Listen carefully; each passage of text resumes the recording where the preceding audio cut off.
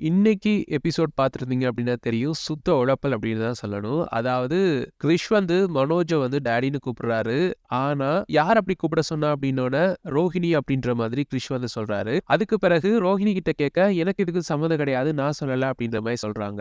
மனோஜ் மட்டும் புரிஞ்சுக்கிறாரு. ரோஹிணி சொல்லல. ரோஹிணிக்குள்ள இருக்க பேய் கல்யாணி தான் சொல்லியிருக்கு அப்படின்ற மாரி அவருக்கு புரியுது. ஆனா வீட்ல இருக்க யாருக்குமே அது புரியல. மீனாக்கு புரிஞ்சிருக்கும். மத்தபடி வேற யாருக்குமே புரியல.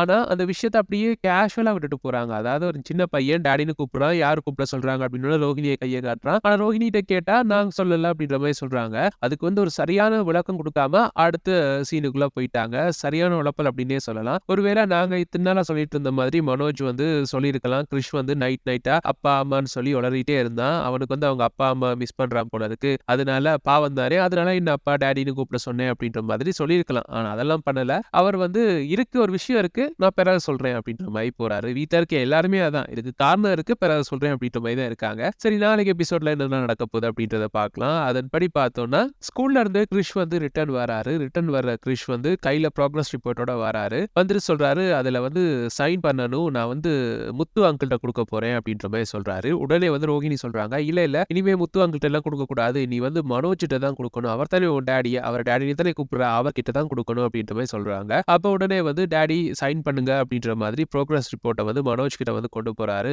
கிரிஷ். அப்ப மனோஜ் வந்து இதேண்டா என்கிட்ட கொண்டு வர அப்படின்ற மாதிரி கேக்குறாரு. அப்ப அண்ணாமலை வந்து சொல்றாரு, டே சைன் தானே பண்ணி விடேன்டா அப்படின்ற மாதிரி சொல்றாரு. இல்லப்பா நான் ஏன்பா பண்ணணும் இதெல்லாம் அப்படின்ற மாதிரி மனோஜ் வந்து கேக்குறாரு. அப்ப விஜயா சொல்றாங்க, ஆமா அதானே அவையும் சைன் பண்ணணும். டேய் அதை கொடு அப்படின்ற மாதிரி கிரிஷ் கிட்ட இருந்து அந்த ப்ராக்ரஸ் கார்டை வாங்கி அப்படியே தூக்கி எறியறாங்க. அப்படியே கிரிஷையும் தள்ளி விடுறாங்க. அப்ப செம்ம கடுப்பாறாங்க ரோஹிணி. முத்து மீனாவும் கூட அங்கதான் இருக்காங்க. உடனே முத்து வந்து கேக்குறா, அம்மா அம்மா அம்மா சும்மா இருமா சின்ன பையன்மா அப்படின்ற மாதிரி சொல்லிட்டு இருக்காரு. அண்ணாமலையும் விஜயா இங்கிட்டு வா அப்படின்ற மாதிரி விஜயா வந்து இழுத்தெடுக்கிறாரு. அப்ப வந்து கிரிஷ் வந்து ப்ரோக்ரஸ் கார்டோட அப்படியே வெயிட் பண்ணிட்டு இருக்காரு. அப்ப உடனே வந்து ரோஹிணி வந்து மனோஜ் வந்து கூப்பிடுறாங்க. மனோஜ் ஒருக்கா வாங்க உள்ளுக்கு அப்படின்ற மாதிரி கூப்பிடுறாங்க. அப்ப மனோஜ் வந்து உள்ள போனோன்னே ரோஹிணி வந்து கல்யாணியா மாறுறாங்க. கல்யாணியா மாறிட்டு சொல்றாங்க, இப்ப என்ன பண்ண அப்படின்ற மாதிரி கேக்குறாங்க. அப்ப வந்து மனோஜுக்கு புரிஞ்சிருச்சு, நான் முதல்ல கிரிஷ் கிட்ட அப்படி நடந்துகிட்டது கல்யாணிக்கு பிடிக்கல, அதனால திருப்பி வந்துட்டா போல இருக்கு அப்படின்ற மாதிரி சொல்ல, இல்ல நான் தெரியாம பண்ணிட்டேன் அப்படின்ற மாதிரி சொல்றாரு. நீ தெரிஞ்சு பண்றியோ தெரியாம பண்றியோ இனிமே இந்த மாதிரி நடக்கக்கூடாது. அதுவும் உங்க அம்மா வந்து என் பையனை தொடர்ந்து அசிங்கப்படுத்திட்டே இருக்கா. இது நடந்துகிட்டே இருந்துச்சுன்னா நான் சும்மா இருக்க மாட்டேன் சொல்லிட்டு அவன் நல்ல மார்க்ஸ் எடுத்துட்டு சந்தோஷமா வந்து உங்ககிட்ட வந்து குடுக்குறான். நீ வந்து சைன் பண்ண மாட்டேங்கிறல்ல. இப்ப அவனுக்கு யாரு டாடி? யார டாடின்னு கூப்பிடுறான்? அப்ப யார் சைன் பண்ணணும் அப்படின்ற மாதிரி கேக்குறாங்க. நான் தான் பண்ணணும் அப்படின்ற மாதிரி சொல்றாரு. அப்ப போய் பண்ணு அப்படின்ற மாதிரி மிரட்டி விடுறாங்க. அப்ப உடனே பயத்துல மனோஜ் அப்படியே வெளியில வந்து கிருஷி கிட்ட வந்து ப்ராக்ரஸ் கார்டை வாங்கி சைன் பண்றாரு. அப்ப விஜயா டேய் என்னடா பண்ற அப்படின்ற மாதிரி கேட்காங்க.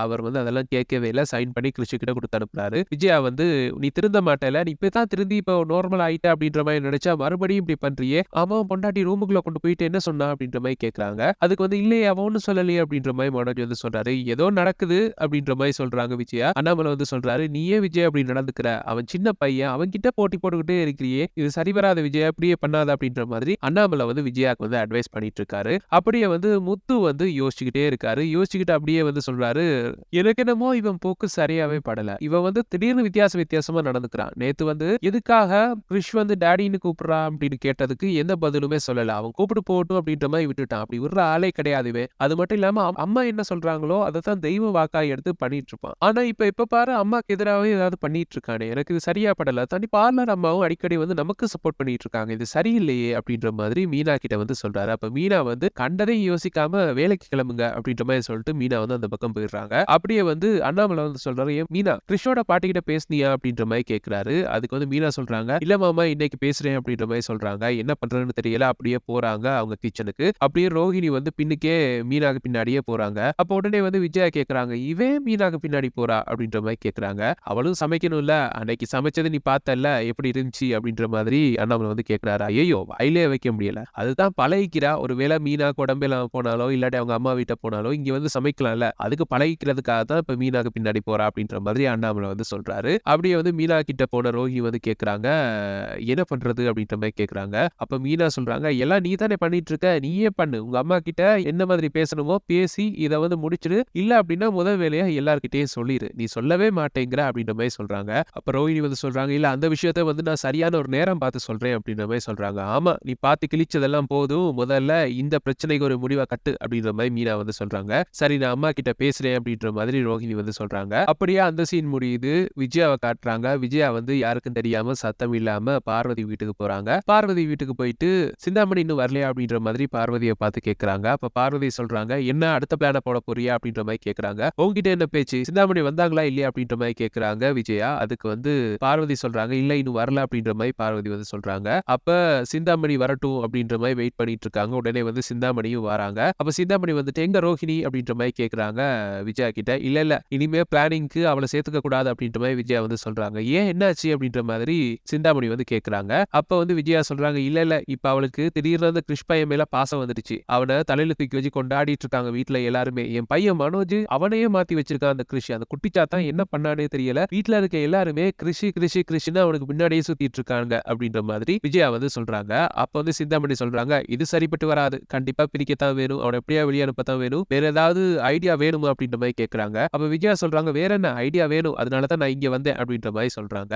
அப்ப சிந்தாமணி சொல்றாங்க, இப்படி பண்ண என்ன அப்படின்னு கேக்குறாங்க. எப்படி அப்படின்னு கேட்டோட அவங்க சொல்றாங்க, இல்ல ஆல்ரெடி அவனுக்கு திருட்டு பட்டம் கட்டி வெளியே அனுப்பலாம் அப்படின்னு பிளான் போட்டோம். ஆனா அது ரோஹிணிக்கு பிடிக்கல, ரோஹிணி வேணாம் அப்படின்னு சொல்லிட்டாங்க. இப்ப மறுபடியும் அதே பிளான போட்டோம் அப்படின்னா அது நாம தான் போட்ட பிளான் அப்படின்னு சொல்லி ரோஹிணி அங்க சொல்லிட்டாங்க அப்படின்னா அது உங்களுக்கு பிரச்சனையா போயிடும். அதனால நான் இன்னொரு பிளான் ஒன்னு சொல்றேன் அப்படின்ற மாதிரி சொல்றாங்க. அதுக்கு விஜயா சொல்றாங்க, ஆமா அந்த திருட்டுப்பட்ட பிளான்லாம் வேணாம், கடத்தல் பிளான் மாதிரி ஒரு பிளான் ஒன்னு போடுவோம் அப்படின்ற மாதிரி கேட்கறாங்க. உடனே பார்வதி அப்படியே முறைச்சு பார்த்துட்டு இருக்காங்க. உடனே அந்த டைம் சிவ் வராரு. அப்ப சிவ் பார்வதிக்கு ஸ்கிரிப்ட் பேப்பர் கொடுக்குறாரு. ரெண்டு பேருமே அந்த பக்கம் போய் பேசிட்டு இருக்காங்க. அப்ப விஜயா அவங்கள ஒரு மாதிரியா முறைச்சு பார்த்துட்டு இங்க கேக்குறாங்க, வேற என்ன ஐடியா அப்படின்ற மாதிரி கேக்குறாங்க சிந்தாமணியை பார்த்து. அப்ப சிந்தாமணி சொல்றாங்க, இல்ல மாஸ்டர், இப்ப கிறிஷ பொறுத்த வரைக்கும் அவனுக்கு சொந்தக்காரங்க இருக்காங்களா இல்லையா அப்படின்றது வீட்டுல இருக்க யாருக்குமே தெரியாது. அதனால கிறிஷோட அம்மாவோட அக்கா ஒருத்தங்க இருக்காங்க, அதாவது கிறிஷோட பெரியம்மா, அவங்களுக்கு குழந்தைகளே கிடையாது அப்படின்னு சொல்லி கிறிஷ தத்தெடுக்க வர்றாங்க அப்படின்ற மாதிரி நாங்க ஒரு செட்டப் பண்ணுவோமா அப்படின்ற மாதிரி கேக்குறாங்க. அதுக்கு விஜயா சொல்றாங்க, அது சரி, அதுக்கு அவங்க பாட்டி ஒத்துக்கணுமே,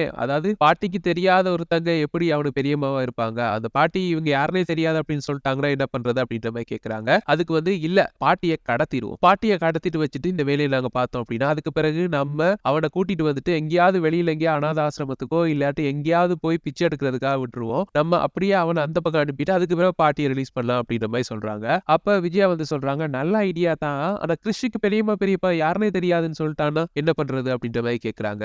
அதுவும் சரிதான், ஆனா கிறிஷுக்கு தூரத சொந்தம் அப்படின்ற மாதிரி சொல்லுவோம், கிறிஷுக்கு அவங்க யாருனே தெரியாது அப்படின்ற மாதிரி சொல்லுவோம், அதெல்லாம் சரிதான், ஆனா நம்ம வீட்டுக்காரர் எல்லாம் விடுவாரான்னு தெரியலையே, அப்படியெல்லாம் நம்பிக்கையெல்லாம் விட மாட்டாரே, இல்ல நம்பிக்கையை வர வைப்போம், அவங்க பாட்டியை கடத்துறோம் இல்ல அத அவன்கிட்ட சொல்லுவோம் கிறிஷ் கிட்ட, அதாவது பாட்டியை கடத்தி வச்சிருக்கோம், நீ அவங்க கூட போனா மட்டும்தான் பாட்டியை விடலாம் அப்படின்ற மாதிரி மிரட்டுவோம். அவனுக்கு வேற யாருமே கிடையாது, பாட்டி மட்டும் தான் இருக்காங்க. அப்ப பாட்டி மேல இருக்க பாசத்துல கண்டிப்பா அவன் ஒத்துக்குவான். அப்ப அவங்க பெரியம்மா பெரியப்பா தான் அவங்கன்னு சொல்லிட்டு அவங்க கூட போயிடுவான். அப்படியே அவனை கூட்டிட்டு போய் எங்கேயாவது கண்காணாத காட்டுல தொலைச்சிட்டு அதுக்கு பிறகு அந்த பாட்டியை ரிலீஸ் பண்ணோம் அப்படின்னா ஓகேவா இருக்கும்ல அப்படின்ற மாதிரி சிந்தாமணி கேக்குறாங்க. அதுக்கு விஜயா சொல்றாங்க, ரொம்பவே பயங்கரமான ஒரு ஐடியாவா தான் இருக்கு, ஆனா போன வாட்டி மாதிரி மாட்டிக்காம பண்ணணும் அப்படின்ற மாதிரி சொல்றாங்க. இத அவளத்தையும் பார்வதி கேட்டுக்கிட்டு இருக்காங்க. பார்வதி கேட்டு சிவ் கிட்ட சொல்றாங்க, இங்க பாருங்க என்ன மாதிரியான ஒரு கேவலமான ஐடியாக்கள் எல்லாம் போட்டுட்டு இருக்காங்க, இவங்களை தொடர்ந்து இப்படியே விட்டோம் அப்படின்னா நாளைக்கு கொலை பண்ண போறேன்னு நிப்பாங்க, இவங்களை இப்பயே ஆஃப் பண்ணணும் அப்படின்ற மாதிரி சொல்றாங்க. அதுக்கு சிவ் சொல்றாரு, அது சரி என்ன பண்ணலாம் இவங்களை அப்படின்ற மாதிரி கேட்கிறாரு. இல்ல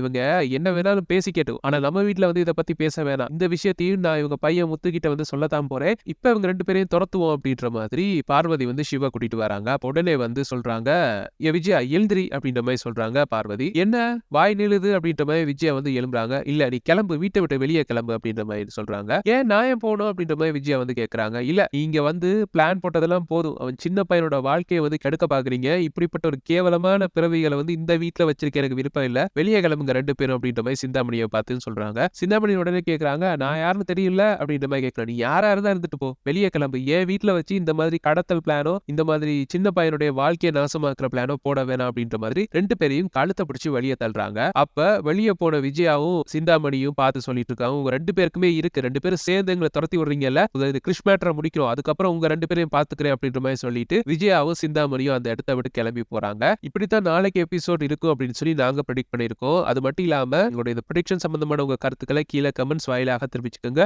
மேலும் ப்ரெடிக்ஷன்ஸ் பெற்றுக்கொள்ள எங்க சேனலை மறக்காம சப்ஸ்கிரைப் பண்ணி இணைந்திருங்க. தேங்க்யூ.